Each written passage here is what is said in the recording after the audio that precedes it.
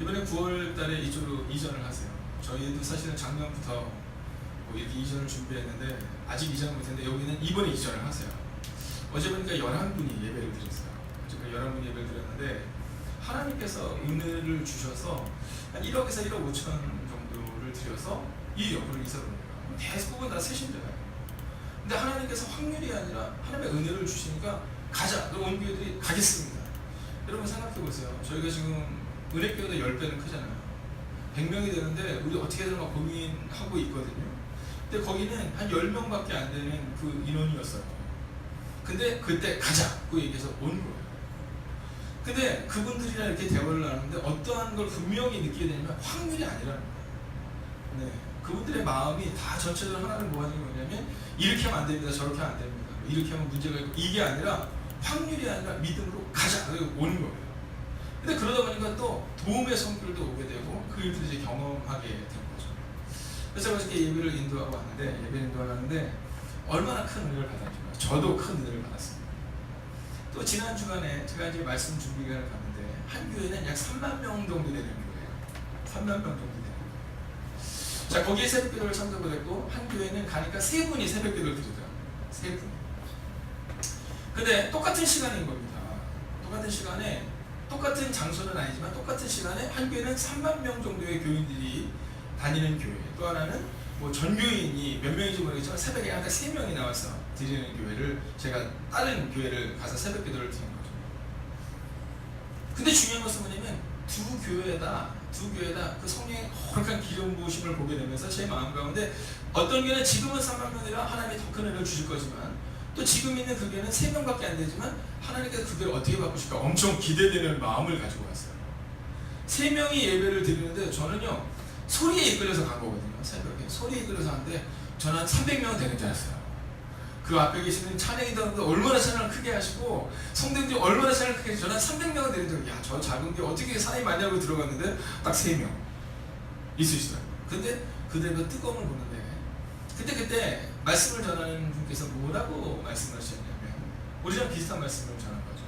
물론 저희 말씀은 이제 한 달 전에 나온 말씀이지만 그 목사님이 언제 말씀을 전했는지 모르겠지만 우리가 확률이 아니라 믿음을 따라 살아야 된다. 뭐 이런 주제를 가지고 말씀을 전하는 거예요. 여러분 3명밖에 없는데 그 확신이 얼마나 큰지 제 마음도 막 확신이 막 들어오더라고요. 여러분 어떻습니까? 오늘 우리의 인생은 어떤 인생입니까? 여러분 확률에 기대어 사는 인생입니까? 아니면 하나님을 신뢰하는 인생입니까? 오늘 우리는 그것을 결정해야 돼요. 우리는 확률에 기대어 살 것인가? 아니면 하나님의 뜻을 따라 살아낼 것인가? 오늘 그것을 결정해야 된다는 거죠. 오늘 13절의 말씀을 보면 13절의 말씀을 보면 이렇게 기록합니다. 야곱이 거기서 밤을 지내고 이런 말씀이에요. 밤을 지내고. 여러분 누구에게나 인생의 밤이 와요. 누구에게나 인생의 밤이 와요. 근데 인생의 밤이 왔을 때 두 가지의 반응이 나타납니다. 첫 번째 반응은 고민의 밤이에요. 가끔 가다가 우리 청년들을 이렇게 보면 청년 사역을 할 때 열심히 하는 청년들 중에 못 나누는 경우가 있어요. 그럼 물어보면 그럽니다. 어저께 어떤 문제가 생겨서 너무 고민이 돼서 밤에 잠을 못 들어서 새벽을 못 왔다 이런 얘기를 해요.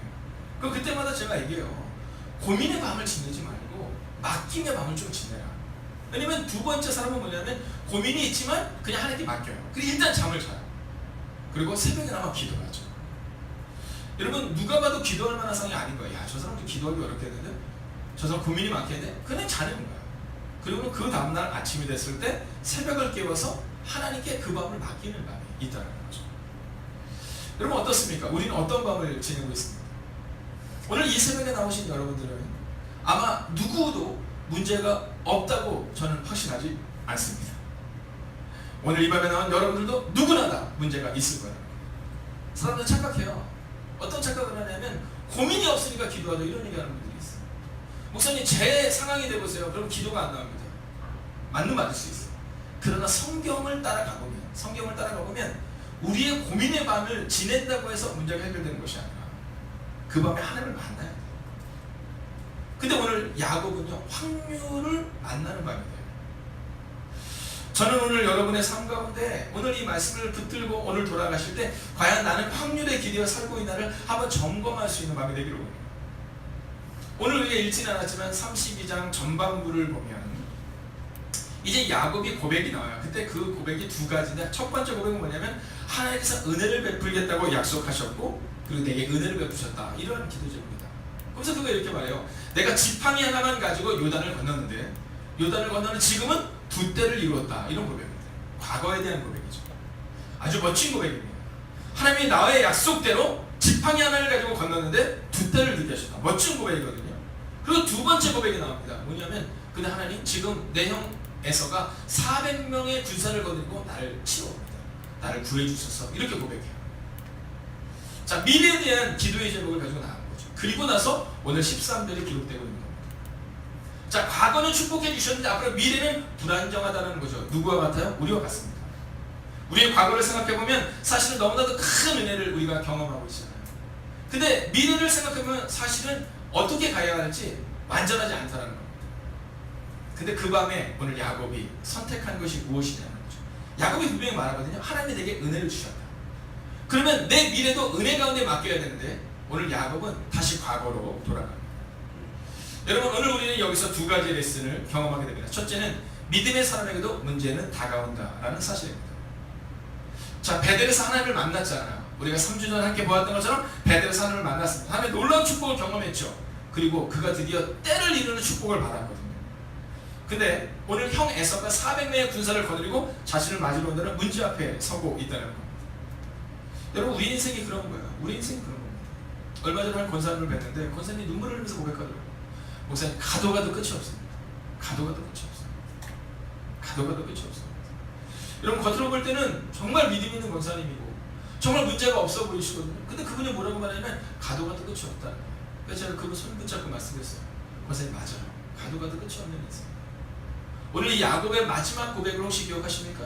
야곱이 그의 인생의 노년에 뭐라고 고백하냐면 내가 험악한 세월을 살았다. 즉 가도 끝없는 인생을 살았다. 이렇게 고백해요. 여기서 우리의 첫 번째 레슨을 분명히 하셔야 됩니다. 그것은 뭐냐면 문제가 왔을 때 포기하거나 낙망할 필요가 없다는 거예요. 왜냐하면 믿음의 사람에게도 늘 문제는 다가왔다는 사실입니다. 그리고 더 중요한 것은 그 문제를 믿음의 사람들은 이겨냈다라는 것이죠. 두 번째 레슨은 뭐냐면 문제 앞에서 확률에 기대어 살지 말라는 겁니다.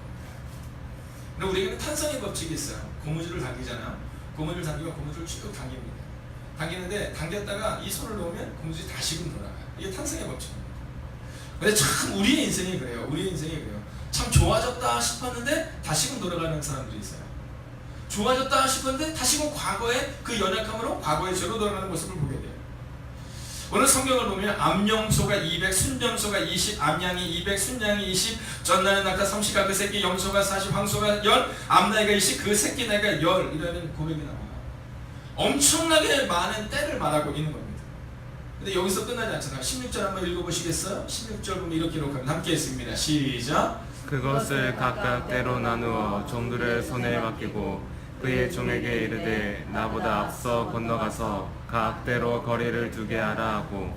아멘. 자, 뭐라고 말해요? 꾀를 내는 겁니다. 야, 내가 이 예물을 한 번에 보내면 형의 마음을 움직이지 못할 수 있으니까 3번 나누는 겁니다. 그래서 첫 번째 보내고 두 번째 보내고 세 번째 보내서 형의 마음을 누그러뜨리게 하겠다라는 거예요. 19절을 보세요. 이렇게 나옵니다. 둘째와 셋째. 자, 그 때를 어떻게 나눴다고? 두 번째 때로 세 번째 때로 나눴다는 겁니다. 그리고 그들에게 명령해요. 자, 이게 뭘 말하고 있는 거죠? 확률을 높이기 위한 겁니다. 한 번에 보낼 것인가 세 번에 보낼 것인가. 계속해서 자기 생각이 들어가고 있는 거죠. 여러분 오늘 우리가 읽었던 본문 중에 하나님에 대한 얘기는 전혀 나오지 않습니다. 우리가 읽었던 본문 중에 하나님에 대한 얘기는 전혀 나오지 않아요. 믿음이 사람이라고 생각하면서 살아가지만 종종 우리도 이런 눈을 범할 때가 있습니다. 문제 앞에서 하나님은 전혀 생각 없으니까 오직 내 깨와 내 계획과 내 판단만이 이 성경에 들어가 있는 것을 보게 돼요. 여러분 20절에는요 오늘 야곱의 선택을 아주 분명하게 말해주는 한 단어가 나옵니다. 또 너희는 말하기를 주의 종 야곱이 우리 뒤에 있다 하라 하니 이는 야곱이 말하기를 내가 내 앞에 보내는 예물로 형의 감정을 푼 후에 대면하면 형이 혹시 확률이잖아. 될 수도 있고 안 될 수도 있는 거예요. 여러분 이 인생은 너무 어려운 거예요. 여러분 어떤 때는 되고 어떤 때는 안 될 만한 그 확률에 기대어 사는 인생만큼 사실 불행한 인생이 없는 거예요. 여러분 하나님이 함께 하시면 반드시 내가 너의 삶을 바꿀 것이라고 성경은 기록하고 있는데 우리는 여전히 확률에 기대어 살아요. 혹시 혹시라도 이렇게 하면 될까? 혹시라도 저렇게 하면 될까? 예전에 사업을 하는 어떤 분이 저한테 그런 얘기 하시더라고요. 목사님, 자기한테 고민이 있다는 거예요. 근데 제가 그 고민을 들었어요. 어떤 고민인가 했더니, 사업을 하는데 접대를 자꾸 해야 된다고. 접대를. 근데 저거 뭐냐면, 제가 그 술의 유혹에 빠지지 않고, 또 접대를 하다 보면 여성들이 막 술을 따르고 그러는데, 그런 여성들의 유혹에 따르지 않게 해달라고 기도하라고, 기도해달라고 저한테 말씀하시더라고요. 그래서 제가 그랬어요. 확률에 기대지 마십시오. 확률에 기대지 마십시오. 제가 기도해 드릴 수 있지만, 성경대로 보면, 성경은 너희는 악한 것을 대적하지만, 악한 것을 이겨야 되지만, 유혹은 피하라라고 말해요. 여러분, 유혹을 대적해 싸우는 게 아니라 유혹을 피하라고 말해요. 여러분, 술의 유혹 앞에서 내가 이겨야지. 아니요. 성경은 유혹을 피하라고 말하는데 우리는 유혹과 싸우겠다는 거죠. 제가 말씀드렸어요. 혹시 내가 술을 먹을까봐 목사님 걱정된다. 만약 그러면 그런 확률이 되면 그 자리를 가지 마십시오. 그래도 목사님, 제가 좀 더 벌어서 교회를 위해서도 사용하고 괜찮습니다. 하나님이 술을 이용해서 파는 것, 그것 가지고 하나님이 은혜 받으려고 생각하지 않습니다. 하나님을 거지같이 여기지 마십시오. 당신의 가족을 위해서 그렇다는 것은 내가 이해할 수 있지만, 하나님의 일을 하기 위해서 목사님, 그렇지 않습니다. 그럼 술을 엄청 많이 팔아서 그러면 자녀들을 키우고, 술을 엄청 많이 팔아서 교회를 세우는 것을 과연 하나님이 기뻐하시겠다는 거죠. 사랑하신 여러분, 오늘 야곱은 분명히 베델에서 하나님을 만나고 믿음으로 살아냈습니다. 그런데 다시 한번 문제가 발생되자 다시금 확률로 돌아가고 싶어하는 그의 모습을 보게 됩니다. 사랑하신 여러분, 혹시 여러분과 저는 그렇지 않습니까? 믿음으로 살아가다가 어떤 문제에 직면하게 되면 다시금 확률로 돌아가고 싶어하는 마음을 갖고 있지는 않는다는 겁니다. 오늘 이 말씀을 통해 여러분의 삶을 점검하십시오. 나는 오늘 믿음으로 살아가기를 다짐하고 있는가? 아니면 나도 야곱처럼 확률에 기대어 살아가고 있는가? 기도하겠습니다. 살아계신 아버지 하나님, 어쩌면 우리가 야곱임을 고백합니다. 이 연약한 목사도, 사랑하는 장로님도, 사랑하는 권사님도, 집사님도, 어쩌면 우리 모두가 야곱임을 고백합니다. 오늘 야곱은 자기의 꾀를 내 혹시라는 그 표현을 쓰고 있습니다. 하나님, 이제 오늘 우리가 이 말씀 앞에 섰을 때 말씀 앞에서는 하나님의 사람들이 되게 하여 주셔서 혹시라는 확률에 기대어 사는 인생이 아니라 하나님의 우리 인생을 바꾼다는 그 믿음에 기대어 사는 하나님의 사람들이 되게 하여 주시옵소서. 사랑하는 손정영 권사님과 사랑하는 박근석 형제님, 주강 형제님, 이다희 자매를 향하여 기도합니다. 하나님, 오늘 이 새벽 이 시간 우리가 입을 써서 기도하지만 살아계신 성령님께서는 시간과 공간을 전혀 역사하신다고 말씀하셨어.